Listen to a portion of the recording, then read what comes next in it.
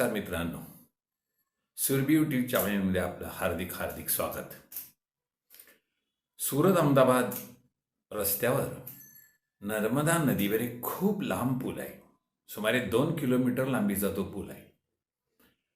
उन्हाळ्याचे दिवस होते, ऊन मी म्हणत होतं आणि एक तरुण आपल्या 4 चाकी वाहनातून एकटाच सुरतकडून अहमदाबादला निघाला होता. खूप उष्णतेमुळं तोही जरा थोडासा आळसावलेलाच होता आणि ती गाडी त्या पुलाच्या जशी मध्यावर आली असेल किंवा अहमदाबादच्या बाजूला थोडी आली असेल, तेवढ्यात त्याचं मागचं एका बाजूचं चाक पंक्चर झालं. त्याला काय सुचेना. आता काय करायचं? रस्ता निर्जन, ऊन मी म्हणतंय, पण काय करणार? आलेल्या परिस्थितीला तोंड तर द्यायला पाहिजे. उतरला खाली, जॅक काढला, मागच्या चाकाला लावला. मागच्या चाकाचे 4 स्क्रू जे होते ते काढले आणि हे 4 स्क्रू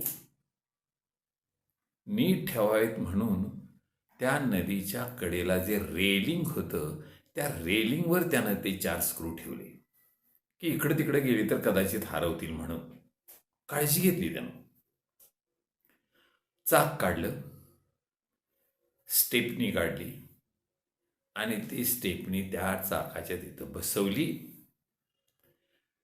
आणि आता 4 स्क्रू घ्यायला त्याच्याकडनं न कळत, तिकडं न बघता त्यानं हात तसा नेला तसा त्याचा धक्का त्या 4ही स्क्रूला लागला आणि 4ही स्क्रू खाली पाण्यात पडले, नर्मदा नदीत पडले. आता मात्र तो पुरता गोंधळला. आता माझं कसं व्हायचं? आता गाडीत मी कसं बसायचो? गाडी कशी जायची? असा तो तिथे विचार करत असताना एक 5-10 मिनिटं त्याच्यात गेली.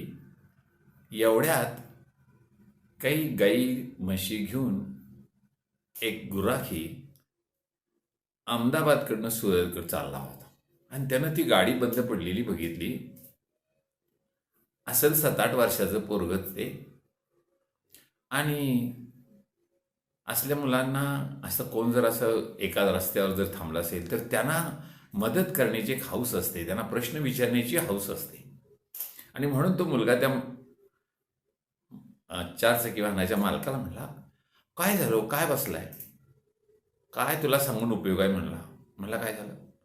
गाडी पंक्चर झाली, 4ही स्क्रू काढले, इथं रेलिंगवर ठेवले होते, स्टेपनी बसवली आणि ते 4 स्क्रू घ्यायला गेलो तसे ते 4ही स्क्रू खाली पाण्यात पडले. आता माझी गाडी कशी जायची? तसं ते पोरगं पटकन म्हटलं, अहो त्यात काय आवड आहे? ते म्हणलं का? बाकीच्या 3 चाकाचा एक स्क्रू काढा आणि ह्याला हे 3 स्क्रू लावा. हा पूल गेला की लगेच तिथं एक दुकान आहे, ऑटो गॅरेज आहे, त्याच्या तिथं न्या, बाकीचे स्क्रू लावा, प्रश्न मिटला. आणि त्याला एकदम धक्काच बसला. खरंच की ही युक्ती किती चांगली आहे. आणि मग त्याने बाकीच्या ठिकाणचे ते 3 स्क्रू काढले, त्या स्टेपनीच्या चाकाला ते 3 स्क्रू लावले, स्टेपनी त्याचे जॅक खाली उतरवला, मागं ठेवला, ते पंक्चर झालेलं चाक मागं ठेवलं. ते पोरगं म्हणलं, जाऊ का आता मी?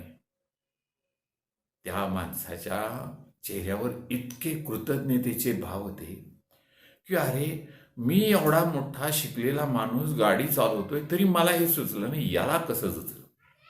मित्रांनो, इथे विचार एक करायला पाहिजे की एखादी समस्या उभी राहते, त्यावेळेला त्या समस्येतल्या नको त्या गोष्टी काढून विचार करण्यापेक्षा, खचून जाण्यापेक्षा, यातनं आपल्याला मार्ग कसा काढता येईल असा सकारात्मक विचार केला तर किती कठीण प्रसंग असला तरी सुद्धा त्यातनं आपण पार पडू शकतो. हे एका न शिकलेल्या गोराख्याच्या पोरानं, कारण तो विचार करत होता की ह्याला आपल्याला काय करता येईल, पण तो गाडीचा मालक मात्र आता माझं कसं व्हायचं म्हणून खचून बसला होता आणि त्यातनं मार्ग काढला. असा वेगळा विचार करण्याची प्रवृत्ती, असा वेगळा विचार करण्याची क्षमता या लहान मुलांच्या जवळ असते. कारण लहान मुलांच्या जवळ कसल्याही प्रकारचं मागचे कुठल्याही प्रकारच्या त्यांच्यामध्ये अनुभव असत नाहीत किंवा त्याच्याबद्दल कोणाबद्दल त्यांना एक द्वेष वगैरे कसलीच भावना असत नाही. त्यांची फक्त एकच भावना असेल, यातनं मला बाहेर कसं पडता येईल, मला कसा आनंद घेता येईल, याचा मी वेगळा विचार कसा करीन, अशी त्यांची भावना असते. त्यामुळं जगातले सगळे मोठे शास्त्रज्ञ त्यांना त्यांच्या ज्या सगळ्या निरनिराळ्या प्रकारच्या विज्ञानातले जे शोध लागले, ह्या शोधाचा विचार त्यांना, त्याचा अनुभव लहानपणी असताना आला होता आणि नंतर त्यांनी त्याच्यावर विचार करून मग त्याचं संशोधन केलं आणि त्यांनी शोध लावलेले आहेत. असाच एक राजा होता, त्याला एक असाध्य विकार झाला होता आणि आता ह्या असाध्य विकाराला त्यांनी खूप औषधं केली, पण काही त्याचा उपयोग होईना आणि शेवटी त्याला असं वाटायला लागलं की आता आपण यातनं बरं होऊ शकत नाही. म्हणून त्यानं काय केलं की सगळ्या गावातनं दौंडी पिटवली की जो कोणी माझा रोग बरा करेल त्याला मी अर्धी अगबोट भरून सोनं देईन, अर्धी बोट भरून सोनं देईन. याला ही दौंडी सगळ्या गावातनं गेल्यानंतर एका माणसाजवळ त्याच्या संदर्भातलं औषध होतं. त्याला वाटलं की चला आपण औषध देऊ, बघू बरा झाला तर ठीक. बाकी त्यानं कसला विचार त्यावेळेला केला नव्हता. आणि मग तो राजाकडे गेला. राजाला म्हणला, मी तुम्हाला बरं करतो, मला माहिती आहे ह्याच्यावरचं औषध काय आहे ते. राजा म्हणला ठीक आहे. आणि मग राजाला त्याने औषध दिलं. योग असा चांगला की त्या औषधानं राजा पूर्ण बरा झाला. राजाला खूप आनंद झाला आणि आता राजा म्हणला की ह्याला अर्धे बोट भरून सोनं द्यायचं कसं काय, ह्याला सोनं कसं द्यायचं. आणि मग एक मुलगा म्हणला, त्यात काय अवघड आहे म्हणला, तुम्ही बोट पाण्यात सोडा, जिथंपर्यंत सोनं द्यायचे तिथे एक रेघ ओढा आणि त्याच्यात सोनं टाका, हळूहळू बोट वजनाने खाली जाईल, जिथंपर्यंत तुम्हाला सोनं द्यायचंय तिथंपर्यंत बोट आली की तेवढं सोनं त्याला देऊन टाका. आणि प्रश्न सुटला. मित्रांनो, हाच आर्किमिडीजचा सिद्धांत आर्किमिडीजला लहानपणी आंघोळ करत असताना सुचला होता. कारण आंघोळ करत असताना त्यांच्या तिकडं पाण्यात अंग घालणं अशा पद्धतीची आंघोळ असते. अंगावर पाणी घेणं हे आपण आपल्या इकडं आंघोळ करतो, पण त्यांच्याकडं टब असतो आणि त्या टबात पाणी सोडायचं आणि त्यात जाऊन आंघोळ करायची. अशा पद्धतीनं त्यांची आंघोळीची तरा असते. नेहमीप्रमाणे हा पोरगा त्यावेळेला आंघोळीला गेला, असेल 8-10 वर्षात त्यावेळेला, आणि आंघोळ करण्यासाठी त्यानं कॉक सोडला. दरवेळेला निम्मा भरला की बंद करायचा, आत उतरायचं, आंघोळ करायची, बाहेर यायचं, आंघोळ गेलेलं पाणी सोडून द्यायचं. तसं त्याने तो कॉक सोडला नेहमीप्रमाणे. पण त्याला तेवढ्यात त्याच्या एका जीवश्य कंठशी मित्राची हाक ऐकू आली. कशाला मित्र आलाय म्हणून बघायला तो बाहेर गेला. मित्राशी बोलता बोलता त्यांचं सगळं ठरलं आणि त्याच्या एकदम लक्षात आलं, अयो आपल्याला आंघोळ करायची, आपण नळ सोडलाय. तो म्हणला मला आंघोळ करायची, मी जातो पटकन. आणि पळत येऊन बघतोय तर टब पूर्णपणे पाण्यानं भरला होता. त्यानं पाणी बंद केलं. आता काय करायचं, आंघोळ तर करायला पाहिजे. आणि म्हणून त्यानं नेहमीप्रमाणे आपलं अंग त्या टबात टाकलं. टाकल्याबरोबर काय झालं, पाणी बाहेर पडलं. वरून पाणी उसळून बाहेर पडलं. हे बाहेर पडलेलं पाणी त्याच्या लक्षात आलं. तसं त्या टबातच तो विचार करायला लागला, दररोज असं पाणी सांडत नव्हतं, आज का सांडलं, काय वेगळी परिस्थिती या ठिकाणी घडली. आणि तो विचार करायला लागला, टबात बसूनच तो विचार करत होता. आणि विचार करता करता त्याच्या लक्षात आलं की दरवेळेला आणि आजच्या परिस्थितीत एकच फरक पडलाय, तो म्हणजे दरवेळेला टब अर्धा भरलेला असतो आणि आत्ता टब पूर्ण भरला होता.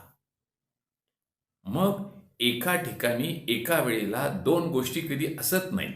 त्यामुळं आता पाण्याची जागा मी अंग टाकल्यानंतर अंग व्यापणार आणि अंग व्यापल्यानंतर पाणी तिथं राहू शकणार नाही, ते द्रवरूप असल्या कारणानं ते बाहेर सांडणार. हा एक महत्वाची गोष्ट तिच्या लक्षात आली.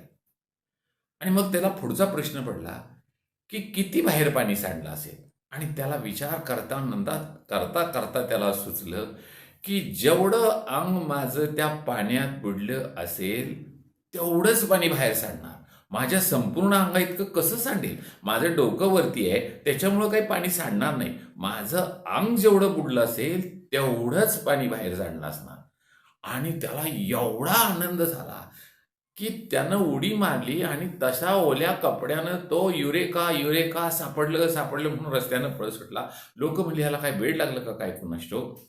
पण त्यात एक महान शास्त्रज्ञ दडला होता. आर्किमिडीजचा सिद्धांत त्याला त्यावेळेला लहानपणी आंघोळ करत असताना त्याच्या डोक्यात घोळत होता आणि त्याच्यावर त्याने विचार करून तो सिद्धांत मांडला की कुठलाही एखादा पदार्थ द्रव पदार्थ ज्यावेळेला आपण बुडवतो त्यावेळेला तो जेवढा बुडतो त्याच्या आकारमाना एवढा द्रव पदार्थ तो बाजूला सारतो. पण हे अशा पद्धतीनं नुसतं सांगण्यापेक्षा अशा पद्धतीचा प्रयोग करायला लावलं, लहान मुलांना तसा प्रयोग करायला लावलं. आंघोळीच्या वेळेला तांब्या बुचकळा, बादली पूर्ण भरा, तर मुलं सुद्धा अशा पद्धतीने विचार करायला लागतील. आणि ही विचार करण्याची सवय लागणं म्हणजे अभ्यास, म्हणजे शिक्षण, हे आपल्याला कळलं पाहिजे. विज्ञान शिकायचं नसतं, विज्ञान जगायचं असतं. आणि हे जगता जगता विचार करायचा असतो. आणि अजून काही लोकांना वाटतं की आता खूप शोध लागलेत. खूप शोध लागले नाहीत, थोडेसे शोध लागले, अजून खूप शोध शोधायचे. त्याच्यासाठी वेगळा विचार करण्याची क्षमता असणारी आपल्याला मुलं तयार करायची आहेत. अशी मुलं वेगळा विचार करण्याची क्षमता असणारी शोधणं म्हणजे शिक्षण आहे. हे शिक्षण शाळातून जिथं असताल तिथं अनुभवातून मिळू शकतं. असं शिक्षण आपल्या लहान मुलांना उद्याच्या पिढीला देऊया आणि ही उद्याची पिढी विचारशील बनवूया. आपण व्हिडिओ ऐकला, धन्यवाद. जय गुरुदेव.